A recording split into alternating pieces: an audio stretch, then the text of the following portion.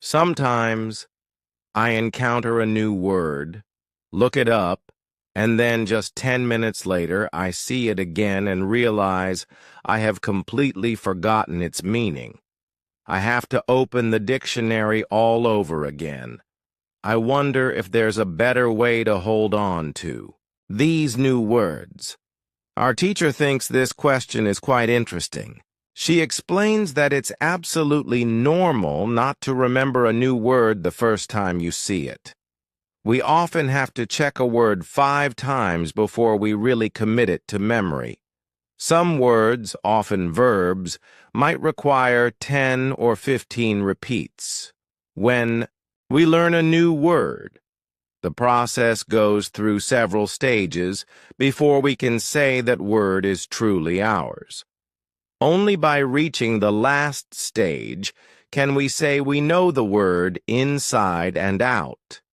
In the first stage, we see or hear the word for the very first time and don't know its meaning at all, so we look it up in the dictionary.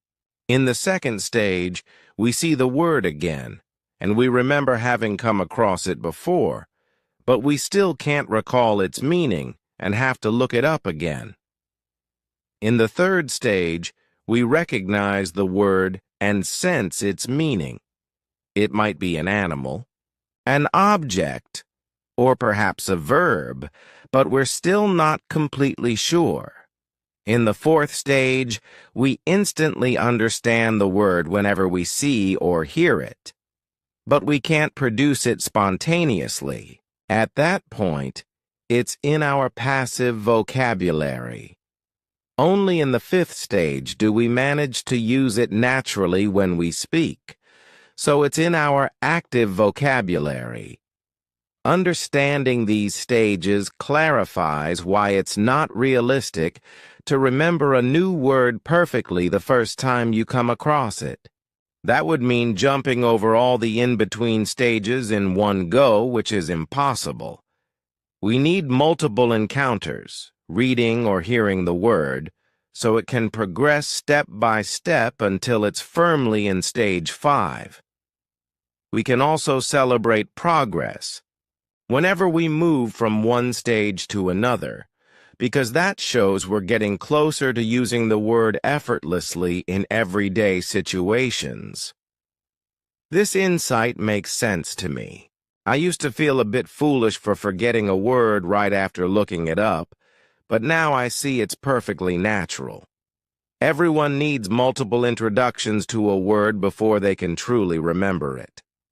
After class, I head out to football practice. Our coach mentions a game on Saturday against a school team from Cambridge. He asks me to join our squad for the match. I'm thrilled and can't wait for the weekend. When it comes to really learning new words, I now know I should plan on encountering each of them about 10 times, maybe more, before I can easily recall them. The next day, one of my classmates brings up a question about how to improve listening comprehension. He wants to know the best way to train his ears to catch what people are saying. Our teacher answers that having strong listening skills is essential for holding a conversation. If we don't understand the other person, we can't reply properly. There are plenty of materials online in English, but finding ones that suit our level can be tricky. She notes that there are basically 2 kinds of resources: audio content like podcasts and films or videos. She says that with audio alone, we should already recognize about 95% of the words. If there are too many unknown words, we should try to read a transcript first and make sure we understand everything. When working on listening, the main goal is to capture the spoken information, not necessarily to pick up new vocabulary. Of course, we can learn some new words that way, but it shouldn't be the focus. We should look for material that isn't too difficult. She recommends using simplified audiobooks when possible. If we have a simplified book that includes an audio version, reading it first and then listening can be very helpful, whether at home or on our commute. As for films and videos, especially on the internet, she suggests we wait until we know around 2,000 words in English to get the most out of them. A good tactic is to watch a film with subtitles the first time, then watch it again without subtitles so we can train our listening skills. Rewatching a film we enjoy can also help, because each repeat viewing adds to our understanding. It's also a good idea to watch videos on topics we like, such as nature documentaries or reality shows, which are often simpler to follow because of their repetitive structure. Our teacher emphasizes that we should listen for at least 30 minutes every day, and we should focus on how much we do understand, rather than on what we still miss. Listening is the easiest form of practice, because it requires no special effort beyond paying attention. By listening frequently, we can gradually boost our comprehension. The classmate who asked the question thanks the teacher and says he finds this approach useful. He takes away the point that listening at least 30 minutes daily is the key to progress. On Friday, our teacher asks us to recall our initial motivation for learning English. She wonders if we remember the exact moment we began studying it in earnest.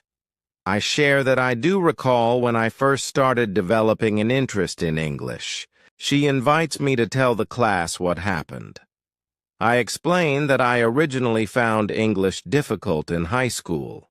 The language structure made no sense to me, and I struggled with vocabulary and grammar. By the time I graduated, I was still only at a beginner level and believed I would never get good at it. I figured I just wasn't wired to learn English. Then, around age 20, I started listening to the Beatles and wanted to understand their lyrics, so I began translating their songs. Gradually, I picked up more and more words, and then I ended up meeting two ladies from England on a train. Even though we had only a simple conversation, I realized I actually could communicate a bit. After that, I started working on English. Nearly every day, made significant progress, and eventually decided to go to England to improve even further. My teacher thanks me for sharing. She points out something interesting about my story. I was essentially the same person before and after. The main difference was that my motivation changed. Initially, I had no real reason to learn, but then I wanted to understand songs. Motivation, she says, is a powerful factor in learning. If we have it, success is much more likely. Without it, the journey is far more difficult. She asks others in the class about their reasons for studying English. One girl loves reading historical works in their original language. Another student dreams of being a top tennis coach and wants to speak flawless English. Someone else hopes to work for a major international firm. Everyone seems to have some personal or professional drive to learn English. We see that these motivations, whether for direct communication or to access information, keep us moving forward.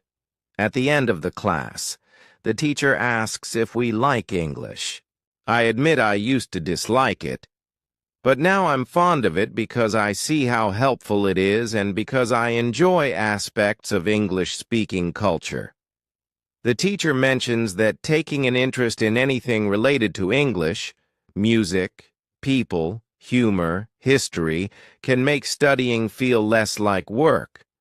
She also notes that a good benchmark for comfortable communication is knowing about 3,000 words. If we don't enjoy the language, Getting in enough practice to reach that number can be a real challenge. I agree completely. These days, I'm not only a fan of the Beatles, but I also like my teacher, my English boss, and even English humor. Finding time for daily practice is a lot simpler now. On Saturday, I play football with my school team. We have some excellent players and win 3-2. We celebrate at a pub afterward, excited about our victory. Back in class, someone asks how to learn 3,000 words. The teacher says we can certainly Google lists of the 3,000 most frequent words, but those don't necessarily help us master them in context. Learning words in isolation can be okay for very basic ones, like simple nouns we can visualize, but it becomes less effective as we move beyond 1,000 words. After that point, it's often best to see words in full sentences within stories. We learn words naturally when we see them repeated in context, just like how we learn to speak our own first language as children. This method continues all our lives as new words show up. She points out the example of the word Google used as a verb, which none of us learned from a memorized list. I tell her that makes sense, and she reminds us we can stop relying heavily on word lists once we've built a foundation. Immersing ourselves in English, reading stories, talking to people, or listening frequently is more efficient for growing our vocabulary. I appreciate that advice and keep it in mind when I head to work later. At my job, I'm beginning to understand my tasks well. Serving drinks and simple dishes is second nature now, and my confidence is going up, so I sometimes venture into slightly longer chats with our regulars. Then one day, something surprising happens. A pair of Scottish customers comes in. The man speaks English, but his accent is unfamiliar to me. I can't understand him and worry he's asking for something we don't serve. I call my boss, who has no trouble at all figuring out he just wants 2 coffees and sandwiches.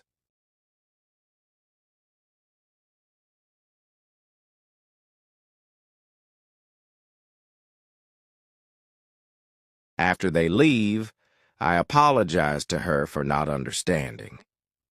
She reassures me and says it's perfectly normal to be caught off guard by a new accent. Later, I describe the situation to my teacher at school. She advises that if we aren't accustomed to a Scottish accent, we might need to spend some time listening to it specifically, like watching Scottish TV series or comedians online. She explains that our ears just need a couple of weeks of exposure to adjust to unfamiliar accents, and that there's nothing wrong with our English when that happens. The next day, 2 tourists walk into our cafe. Their English is obviously at a very basic level. My boss switches to simple sentences with only 3 or 4 words each. The customers understand, order coffee and sandwiches, and leave happy. I tell my boss I'm impressed by how she adapts her language for others. She explains that meeting customers where they are is simply good business, because they're more likely to come back if they feel comfortable. She's probably right, as we're usually busy. When I share this at school, my teacher praises my boss's approach. She reminds me that even people who speak English well can simplify their language for beginners if it helps them communicate. Then she begins talking about proficiency levels and what learners can typically handle at each stage. Around 1,000 words, we can at least discuss everyday topics, even though sentences remain short. Around 2,000 words, we become more comfortable covering most of our daily experiences, though deeper topics might still pose a challenge. 3,000 words is where things really open up for broader, more nuanced conversation. By then, we can talk about almost anything. That afternoon, the same two ladies returned to the cafe with more friends. This time, I handle their orders, myself, using short, clear phrases. They explain that they're tourists from Japan and appreciate that people understand them here. That makes me proud, and I see how stepping down to their level lets us connect. Then someone in class mentions being shy about speaking English. The teacher shares how this is perfectly normal. We're doing something we aren't completely confident in, and mistakes are guaranteed. She admits she felt the same way when she first started learning other languages. We might still blush or stumble, but the only path to improvement is using the language anyway. She points out that we should recognize the progress we've already made, because having even 1,000 or 2,000 words is valuable.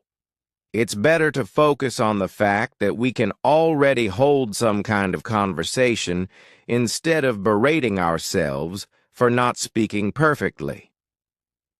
Another student says he often stops mid-sentence when he realizes he doesn't know a particular word. Feeling stuck makes him embarrassed, and then he avoids speaking in future. The teacher suggests learning how to describe the missing word instead of giving up. For instance, if we don't know key, we can say, the small thing that opens a door. Since we probably won't ever know as many English words as we do in our native language, describing unfamiliar words is an essential skill. She proposes using thinking aloud, a regular practice that improves our ability to talk around vocabulary gaps. She concludes by stressing that it's okay to be shy, but it shouldn't stop us from opening our mouths and gaining the practice we need. We can only learn to speak English by actively using it and by being open to mistakes. I find all this practical and reassuring. I also notice that the more I try to speak, the less I worry about looking silly. My teacher has convinced me that every slip is simply part of the process. By the end of the week, I feel far more relaxed about my interactions at work, whether I understand every accent perfectly or have to rephrase something when I get stuck.